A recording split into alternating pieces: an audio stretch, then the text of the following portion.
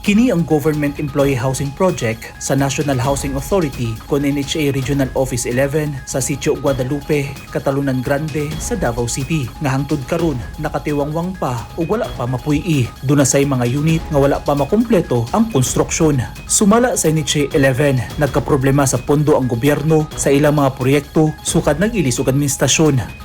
Dini sa Biao Eskwela sa Tubok District, Davao City, nahimutang ang usa sa mga proyekto sa NHA. Dugay nang gisugdan ang proyekto ug doon na mga unit nga nahuman. Apan ang problema, hangtod karon wala pa kini gipuy-an sa mga benepisyaryo tungod kay wala na turnover sa NHA. Subay sa datos, unom ang proyekto sa NHA 11 sa Davao Region.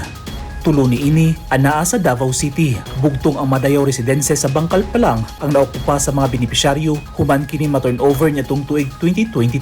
Naay 640 residential units ang Madayaw Residences, kapin 400 ka housing unit sa Xavier Heights sa Catalunan Grande ug 800 ka unit ang sa Blue Farm sa Biao Eskwela sa Tugbok.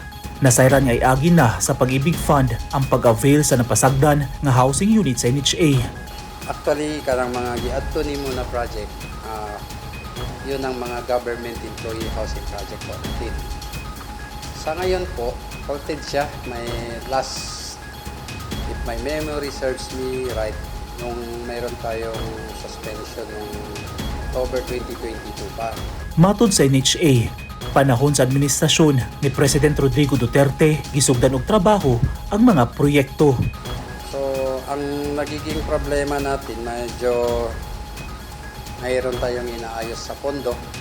Ngayon, walang pondo ang NHA. So, ang ways forward namin doon po ay through Pag-ibig takeout na siya. So, ongoing ang processing namin.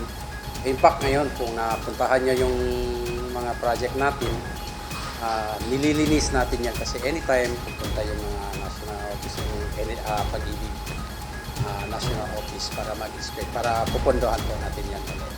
Hopefully po, matutuloy rin po yan pag naayos natin yung mga papeles. Giasikaso sa NHA ang mga dokumento aron maproseso na pinagi sa Pag-ibig Fund ang pagkuha sa matag unit. Since ito po ay isang government employee housing project, so ang consideration, one of our consideration is yung number of years kung ilang taon ka na sa gobyerno.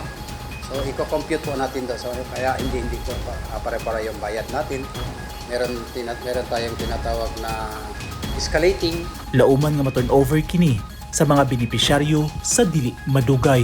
Eugene Hinutan, Newsline Philippines. Stay safe.